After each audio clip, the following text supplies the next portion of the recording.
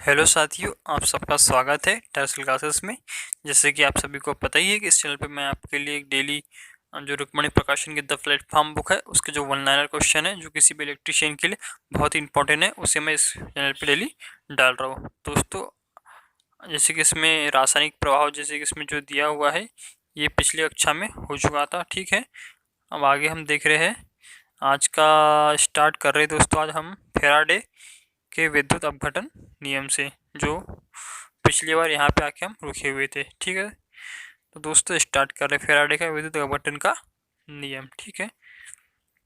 देखिए क्या होता है फेराडे का विद्युत अपघटन का नियम। विद्युत अपघटन की क्रिया में कैथोड पर जमा धातु का द्रव्यमान अपघट्य से प्रवाहित आवेश Q के समानुपाती होता है। यानी कि जो द्रव्यमान होता है वो आवेश के क्या होता है, ये समानुपाती होता है, यानी कि m प्रोपोर्शनल Q हो जाएगा, ठीक है। क्योंकि आप सभी को पता ही होता है कि Q बराबर IT होता है। I क्या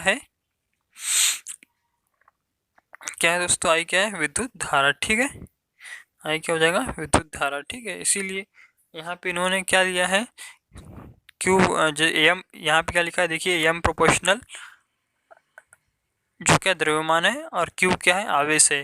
तो इन्होंने Q की जगह पे क्या लिखा है, आई टी लिख दिया है, ठीक है। अब m प्रोपोर्शनल आई टी हो जाएगा, लेकिन यहाँ पे क्या किया है उन्होंने, m बराबर जेड इंटू के आई टी। तो यहाँ पे जेड क्या है दोस्तों, एक रासायनिक तुल्यांक है, जो क्या है प्रोपोर्शनल जब हटता है तो एक तुल्यांक रखता है, जहाँ पे जो जेड क्या धातु का एक रासायनिक तुल्यांक है, ठीक है। दोस्तों ये इंपॉर्टेंट है एग्जाम की दृष्टि से, कई बार एग्जाम में पूछ लेता है कि फेराडे विद्युत अपघट्य का नियम का फार्मूला क्या है, सूत्र क्या है। तो इसीलिए दोस्तों ये जो m बराबर जेड आई टी है, यह फॉर्मूला बहुत ही इंपॉर्टेंट है एग्जाम की दृष्टि से, ठीक है। आगे देखिए, इसका एसआई मात्रक क्या होता है, किलोग्राम प्रति कूलाम होता है, ठीक है। ये भी बहुत अच्छा क्वेश्चन है, एग्जाम में कई बार पूछा गया है कि विद्युत अपघट्य में जो रासायनिक तुल्यांक होता है दोस्तों उसका मात्रक क्या होता है, इसलिए इसका मात्रक आ जाएगा किलोग्राम प्रति कूलाम होता है, या फिर कहीं के दिया होगा ग्राम प्रति कूलाम, ठीक है। अब आगे देखिए नेक्स्ट, आगे क्या बोल रहा है ये,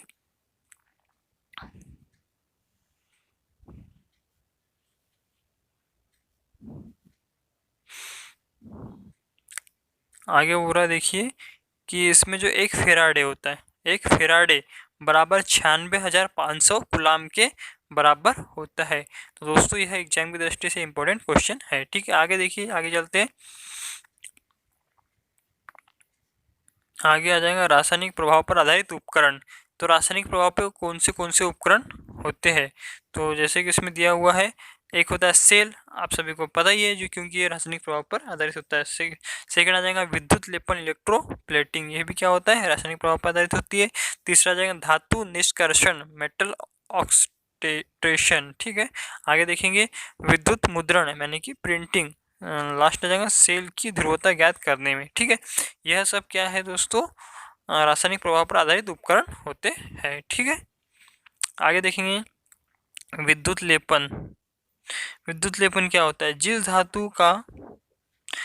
धातु का परत चढ़ाना होता है उसका एनोड मतलब कि धन सिरा लेते हैं, तथा जिस पर चढ़ाना होता है उसका कैथोड मतलब कि ऋण सिरा लेते हैं। फिर इसी धातु का विद्युत अपघट्य भी लेते हैं।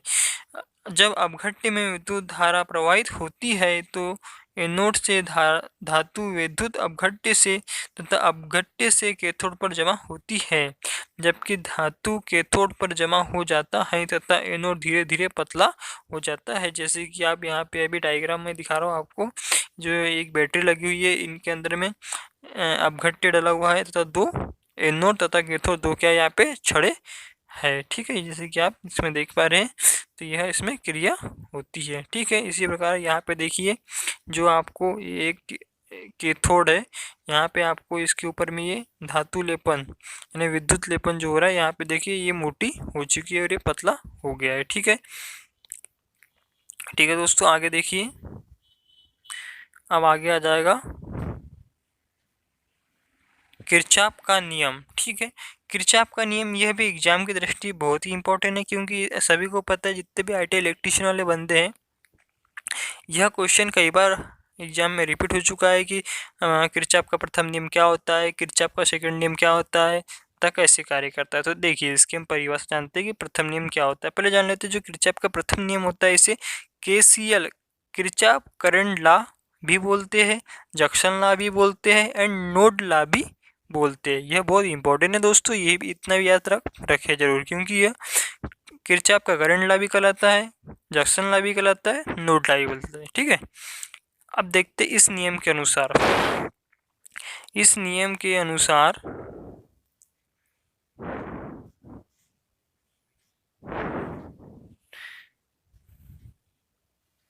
इस नियम के अनुसार किसी खुले परिपथ में या किसी विद्युत परिपथ के किसी भी संधि नोड पर मिलने वाली समस्त धाराओं का बीजगणितीय योग शून्य होता है। क्या होता है दोस्तों? शून्य होता है। ठीक है, इसे आपको याद रखना है। इसे बिंदु नियम भी कहते हैं, इसे पॉइंट लॉ या फिर इसे बिंदु नियम भी कहते हैं। यह नियम आवेश धारा के संरक्षण के सिद्धांत पर आधारित होता है। यह नियम आवेश या फिर धारा के संरक्षण के सिद्धांत पे आधारित होता है। तो दोस्तों जैसे कि आप यहाँ पे एक डायग्राम देख पा रहे होंगे, इसमें आपको ये जो तीर का निशान है यहाँ पे जैसे दिख रहा है, जैसे I1 आ रहा है, I2 आ रहा है तथा I5 जा रहा है। तो इसमें जो नोड पे ये जो आपको नोड दिख रहा है दोस्तों, यहाँ पे नोड है ये, इस पे आने वाली तथा जाने वाली समस्त धाराओं का बीजगणितीय योग क्या होता है? ये शून्य होता है। तो इसी के अनुसार इसका जैसे कि देखिए फार्मूला क्या होगा, IA प्लस के IB प्लस IE, मतलब जो आती है वो प्लस में, तो जो जाती है वो क्या हो जाता है? वो माइनस में हो जाता है। ठीक है, फिर उसका पक्षांतर कर लेते दोस्तों, बराबर IC प्लस के ID। ठीक है, ये इसका ये फार्मूला बन जाता है। ठीक है, आगे देखिए, अब इसमें उन्होंने एक एग्जाम्पल भी दिया है, जैसे कि 12 एम्पियर लिया आ रहा है। ठीक है, इसलिए प्लस हो जाएगा। 10 एम्पियर ये भी क्या हो रहा है? आ रहा है, इसलिए प्लस हो जाएगा तथा 20 एम्पियर और ये क्या बाहर जा रहा है। ठीक है, I3 का मान निकालना है और 30 एम्पियर ये भी क्या हो रहा है? बाहर जा रहा है। ठीक है, तो I3 का मान निकालना है, तो इन्होंने क्या किया देखिए, 12 एम्पियर प्लस के 10 एम्पियर प्लस के I3। ठीक है, बराबर 20 एम्पियर, क्योंकि जा रहा है इसलिए इस पर हो जाएगा दोस्तों। ठीक है, प्लस के 30 एम्पियर। ठीक है, तो I3 बराबर क्या हो जाएगा? इन सबको जोड़ देंगे। ठीक है, 50 में से 22 जाएगा तो कितना बचेगा दोस्तों? ये I3 का मान आ जाएगा 28 एम्पियर। कई बार ये ऐसे इस टाइप के क्वेश्चन भी एग्जाम में पूछे गए हैं और आते भी है। ठीक है, आगे देखिए, ये क्वेश्चन बहुत ही इंपॉर्टेंट है एग्जाम की दृष्टि से। ठीक है, आगे देखिए द्वितीय नियम। द्वितीय नियम क्या बोलता है? देखिए द्वितीय नियम, इसको KVL किरचॉफ का वोल्टेज लॉ या फिर लूप नियम भी बोलते हैं, क्योंकि एग्जाम में कई बार ऐसा ही पूछ लेता है कि किरचॉफ का वोल्टेज लॉ क्या होता है, या फिर किरचॉफ का जो वोल्टेज लॉ है वो प्रथम नियम है या फिर सेकंड नियम है, या फिर लूप लॉ किसे कहते हैं, ऐसा भी पूछ सकता है। इसीलिए हमें इसके पूरे नाम याद रहना चाहिए। तो चलिए इसको क्या बोलते देखते हैं। किसी बंद परिपथ में या किसी विद्युतीय परिपथ में किसी भी बंद लूप पर मिलने वाली समस्त वोल्टेज का बीजगणितीय योग शून्य होता है। तो दोस्तों इसने क्या बोला, जो मिलने वाले बीजगणितीय योग क्या होता है? वोल्टेज जो क्या होता है वो शून्य होता है। ठीक है, तो आपको समझ में आ रहा होगा। और जो इसके पहले था दोस्तों, वो था करंट का नियम था। ठीक है, मतलब किरचॉफ का करंट लॉ था, इसीलिए उसमें धाराओं का बीजगणितीय योग क्या होता है? शून्य होता है। और इसमें क्या होता है? इसमें मिलने वाली बंद लूप पर मिलने वाली समस्त वोल्टेज का बीजगणितीय योग शून्य होता है। यह आपको इम्पोर्टेंट बात है, यह आपको याद रखना है। ठीक है दोस्तों, आगे देखेंगे इसका बारे में। यह ऊर्जा संरक्षण के सिद्धांत पे कार्य करता है। ये भी एग्जाम के लिए बहुत ही इंपॉर्टेंट है। यह ऊर्जा संरक्षण के सिद्धांत पे कार्य करता है। और आप अगर बोलते हैं कि ये आपका सेकंड नियम हो जाएगा। और आपका जो पहला नियम क्या होता है वो भी देख लीजिए। पहला नियम होता है धारा आवेश के, मतलब आवेश धारा के संरक्षण के सिद्धांत पे कार्य करता है। ठीक है, और दूसरा नियम क्या है? ऊर्जा संरक्षण के सिद्धांत पे कार्य करता है। इसे लूप हमेशा बंद परिपथ होता है। जो लूप होता है हमेशा बंद परिपथ होता है। मेष एक वैसा बंद परिपथ जिसके अंदर कोई दूसरा बंद परिपथ नहीं हो उसे मेष कहते हैं। ठीक है, सारा मेष लूप होगा लेकिन सारा लूप मेष नहीं हो सकता। इसको इसने डायग्राम के माध्यम से समझाया है। ठीक है, देखिए उपरोक्त चिन्ह में लूप दिया है किसी किसे बोलते हैं, जो मेश होता है वो भी किसी किसे बोलते हैं। इसके माध्यम से आप समझ सकते हैं। ठीक है दोस्तों, आगे चलेंगे। केवीएल मतलब किरचॉफ वोल्टेज लॉ विधि से विद्युत परिपथ को हल करने की विधि। मतलब कि अगर कोई परिपथ है उसमें अगर हम केवीएल कैसे लगाएंगे वो इन्होंने बताया है। ठीक है, तो बैटरी में प्लस से माइनस की ओर चलते हैं तो बैटरी का वोल्टेज माइनस ऋणात्मक लेते हैं।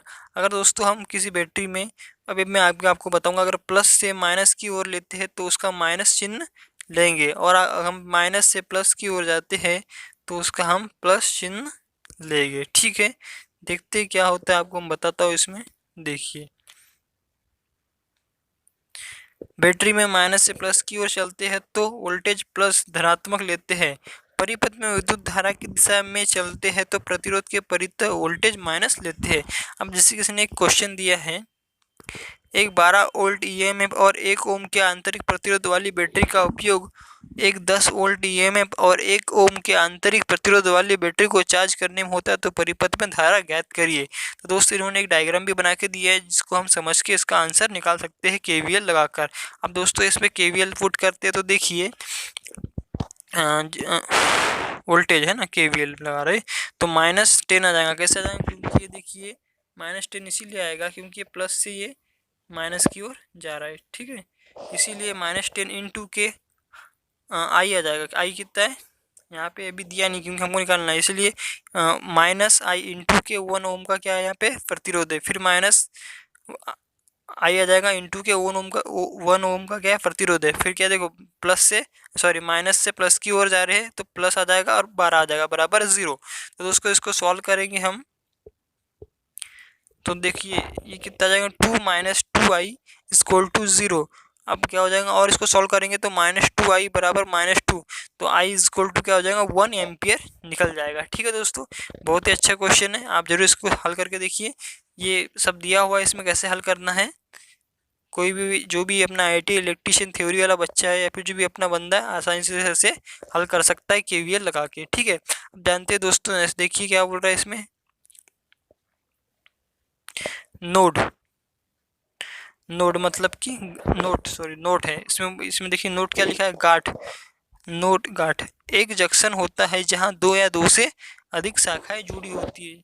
जैसे कि ये यहाँ पे जो एक जंक्शन आएगा यहाँ पे क्या बोल रहा है, 2 या 2 से अधिक शाखाएं जुड़ी हुई होती है, उसे नोड कहते हैं। ठीक है दोस्तों, इतना आपको समझ में आ गया होगा। ठीक है, आगे चलता हूँ मैं आपको लेके कुछ महत्वपूर्ण तथ्य। खुला परिपथ, इसमें दिया हुआ है, क्या दिया हुआ है, खुला परिपथ। तो खुला परिपथ इसमें क्या विशेष होता है जानते हैं, क्योंकि एग्जाम में कई बार खुला परिपथ और शॉर्ट सर्किट मतलब कि बंद परिपथ जो होता है, जो शॉर्ट होता है, उससे भी कई बार क्वेश्चन आ चुके हैं। तो खुला परिपथ जानते हैं, खुला परिपथ विद्युत धारा का मान शून्य होता है। जैसे कि यहाँ पे यहाँ पे जो है विद्युत धारा का मान क्या होगा, शून्य होगा। खुला परिपथ में वोल्टेज का मान शून्य नहीं होगा, क्योंकि यहाँ वोल्टेज तो दिए, परिपथ में वोल्टेज है लेकिन धारा नहीं बढ़ रही क्योंकि ये ओपन है, इसमें क्या लोड नहीं लगा हुआ, इसीलिए इसमें धारा का मान शून्य होगा तथा वोल्टेज का मान शून्य नहीं होगा। लेकिन जो प्रतिरोध होता है वो क्या होता है, प्रतिरोध अनंत होता है। ठीक है दोस्तों, जैसे कि इसमें दिया हुआ ओपन सर्किट में क्या होता है, देखिए अच्छे से आप ध्यान याद रखिए। जैसे कि 1 मिनट रुक जाइए, खुला परिपथ है, ओपन सर्किट है, तो उसमें क्या हो जाएंगे, धारा मतलब कि आई बराबर क्या हो जाएंगे, शून्य। और अगर आपको प्रतिरोध पूछता है तो वह क्या हो जाएगा, अनंत हो जाएगा। अगर इसी प्रकार आपको शॉर्ट सर्किट परिपथ में पूछता है तो वो जस्ट इसका अपोजिट हो जाएगा, उसमें धारा अनंत हो जाती है शॉर्ट सर्किट में। ठीक है, और रेजिस्टेंस क्या हो जाएगा, शून्य हो जाएगा कहीं में, शॉर्ट सर्किट में। ठीक है, तो दोस्तों इतना आपको याद रखना है किसी भी एग्जाम की दृष्टि के लिए, क्योंकि किसी भी एग्जाम में ये पूछा जा सकता है और इसके पहले कई बार एग्जाम में वाला क्वेश्चन इंपॉर्टेंट है और आ चुका है दोस्तों। ठीक है दोस्तों, आगे देखिए, एक कूलाम बराबर 6.25 इंटू 10⁻18 इलेक्ट्रॉन के बराबर होता है। एग्जाम की दृष्टि से इंपॉर्टेंट है ये भी। एक फेराडे बराबर 96,500 कूलाम के बराबर होता है। अब आगे देखिए दोस्तों, घरों में व्यय विद्युत ऊर्जा की माप। जो घरों में विद्युत ऊर्जा की माप होती है उसको कैसे ज्ञात करते हैं? तो घरों में वह विद्युत ऊर्जा की माप किलोवाट घंटा या यूनिट में की जाती है, KWH में की जाती है। तो इसके लिए एक फार्मूला होता है वाट गुणित के घंटे बटे के 1000, सीधी सी भाषा में बोला जाए तो। ठीक है, देखते हैं इन्होंने क्या दिया है। यहाँ पे दिया है दोस्तों विद्युत ऊर्जा के यानी कि KWH में कुल शक्ति मतलब कि वाट लगा कुल समय, ठीक है, बटे के 1000। ठीक है, या फिर अगर इन्होंने उसी को तोड़ के दिया है, जो वाट होता है P बराबर जो होते हैं VI और एक घंटे, क्योंकि P बराबर क्या होता है VI, तो वोल्ट इंटू के एम्पियर इंटू के जो घंटा हो जाएगा, जो समय लगता है बटे के 1000 हो जाएगा। ठीक है, इसको आपको याद रखना है। किसी भी जो घर में लोड होता है इसके हिसाब से उसकी यूनिट ज्ञात की जाती है। ठीक है, और दोस्तों इन्होंने एक क्वेश्चन भी दिया है, हमारे को अगर कुछ कन्फ्यूजन होता है तो इस क्वेश्चन को आप समझ सकते हैं। तो देखिए, एक घर में 220 वोल्ट 40 वाट के 5 बल्ब,